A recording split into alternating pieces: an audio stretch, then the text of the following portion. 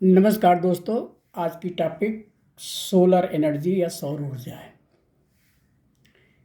इस solar energy के बारे में हम आज बात करेंगे कि सोलर एनर्जी किसे कहते हैं, एक कितने प्रकार की होती है, सोलर एनर्जी का कैसे यूज़ करते हैं, इसके एडवांटेज क्या है, डिसएडवांटेज क्या है, फाइनली इसका कंक्लूजन क्या है। तो सोलर एनर्जी या सौर ऊर्जा, solar energy is the energy obtained from the sun in the form of light and heat। सूरज के द्वारा रेडिएटेड एनर्जी जिसे हम लाइट या हीट के रूप में प्राप्त करते हैं उसे हम सोलर एनर्जी या सौर ऊर्जा कहते हैं। यह सौर ऊर्जा दो प्रकार की होती है। एक को बोलेंगे सोलर फोटोवोल्टाइक और दूसरी एनर्जी को बोलेंगे सोलर थर्मल। सोलर फोटोवोल्टाइक में सनलाइट को डायरेक्ट इलेक्ट्रिसिटी में कन्वर्ट किया जाता है। किसके द्वारा? सोलर सेल के द्वारा। सोलर सेल जो है सनलाइट को डायरेक्ट इलेक्ट्रिसिटी में कन्वर्ट कर देता है। फिर इस इलेक्ट्रिसिटी को डोमेस्टिक करंट के रूप में हम यूज़ करते हैं, जहाँ जैसे एलईडी, फैन, टीवी या कूलर एटसेट्रा में। दूसरी जो सोलर एनर्जी होती है या सौर ऊर्जा होती है उसको हम सोलर थर्मल कहते हैं। इसमें सनलाइट को डायरेक्ट हीट में कन्वर्ट किया जाता है बाई मिरर, दर्पण के द्वारा है, मिरर के द्वारा हीट में कन्वर्ट किया जाता है। और इसका यूज़ सोलर कुकर या सोलर वाटर हीटर में पानी को गर्म करने के लिए या खाना को बनाने के लिए इसका यूज़ किया जाता है।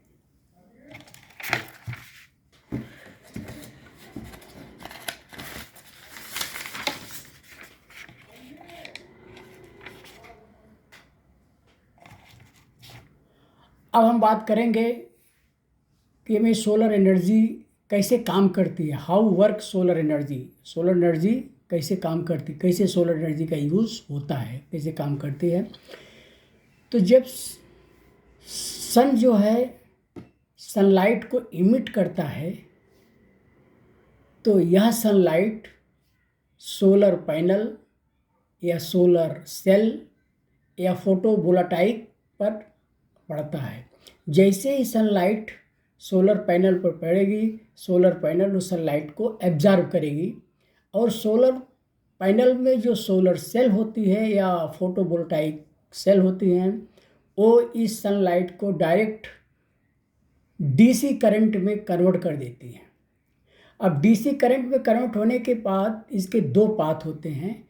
एक डायरेक्ट यूज़, ये डायरेक्ट डीसी करंट सीधा इन्वर्टर में आकर के इस डीसी को एसी करंट में कन्वर्ट कर देता है और वो एसी करंट हमारे होम अप्लायंस जैसे फैन, लाइट, टीवी एटसेट्रा इत्यादि में इसका यूज़ हम डायरेक्टली करते हैं।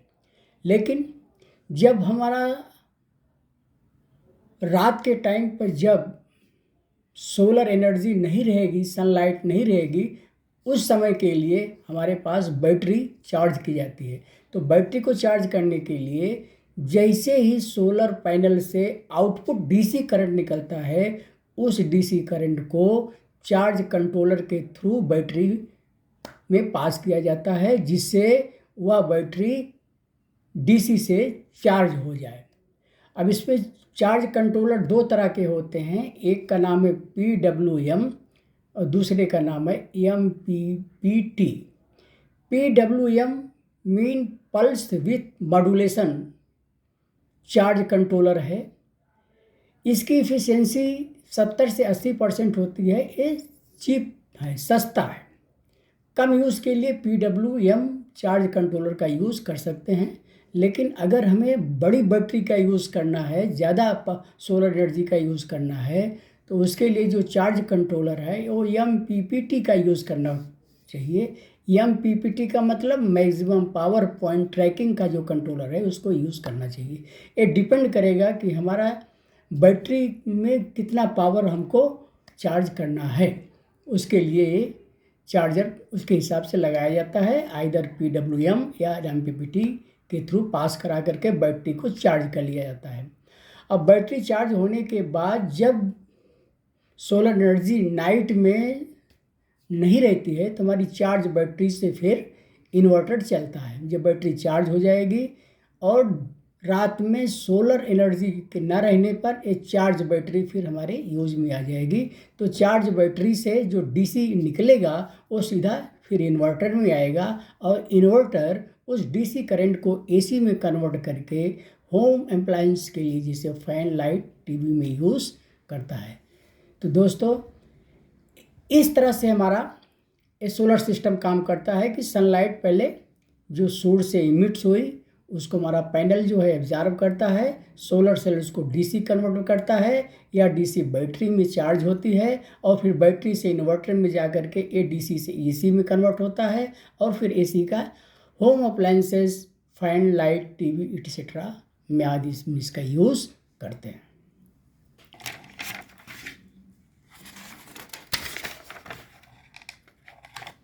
अब हम देखेंगे कि सोलर एनर्जी का यूज़ हम कहाँ कहाँ पर करते हैं। तो सोलर एनर्जी का यूज़ बिजली जनरेट करके डोमेस्टिक पर्पज़ के लिए यूज़ करते हैं, जैसे light, fan, TV, cooler etcetera. दूसरा सोलर एनर्जी का यूज़ कुकर में भी करते हैं। सोलर एनर्जी का यूज़ सोलर वाटर हीटर में करते हैं, पानी को गर्म करने के लिए। स्ट्रीट लाइट में के रूप में इसका यूज़ करते हैं। बैटरी को चार्ज करने के लिए हम सोलर एनर्जी को यूज़ करते हैं। एग्रीकल्चर पर्पज़ के लिए सोलर पंप्स हैं, उसमें हम सोलर एनर्जी का यूज़ करते हैं, या सैटेलाइट या कैलकुलेटर में भी हम सोलर एनर्जी का यूज़ करते हैं। तो ये 6-7 पॉइंट्स हैं जहाँ पर हम सोलर एनर्जी का यूज़ करते हैं। ये सोलर एनर्जी के एडवांटेज भी हैं, डिसएडवांटेज भी हैं। एडवांटेज क्या क्या है इसके कि ये रिन्यूएबल एनर्जी है, इसको हम बार बार रीजनरेट कर सकते हैं, रिप्रोड्यूस कर सकते हैं। ये फॉसिल फ्यूल किस तरह एक बार ख़त्म होने के बाद दोबारा ये मिलने वाली नहीं है, ऐसी ये एनर्जी नहीं है। सोलर एनर्जी रिन्यूएबल है, इसलिए ये इसका अपने को बहुत बड़ा एडवांटेज है। नंबर 2 पे आता है कि अनलिमिटेड सोर्स।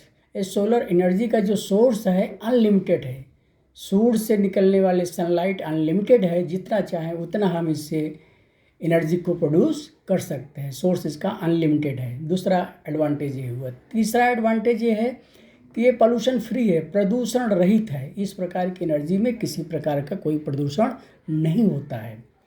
इसके बाद नेक्स्ट है ये बिजली के बिल को कम करता है। बिजली का बिल जो होगा, जो बिजली हम थर्मल पावर प्लांट से यूज़ करते हैं उसका कास्ट ज़्यादा आएगा और इसका कास्ट कम रहता है।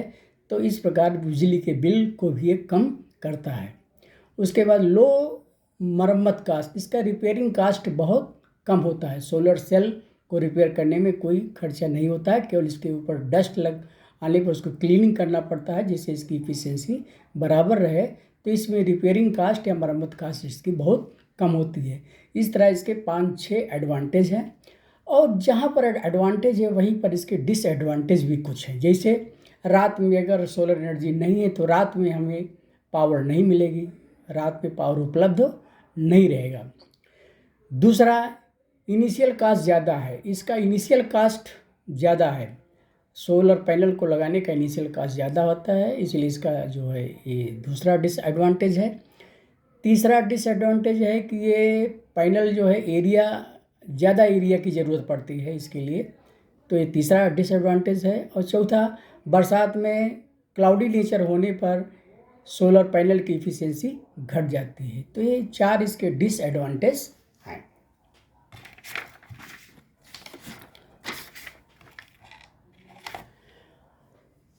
अब लास्ट में आते हैं कि इसके कंक्लूजन पर।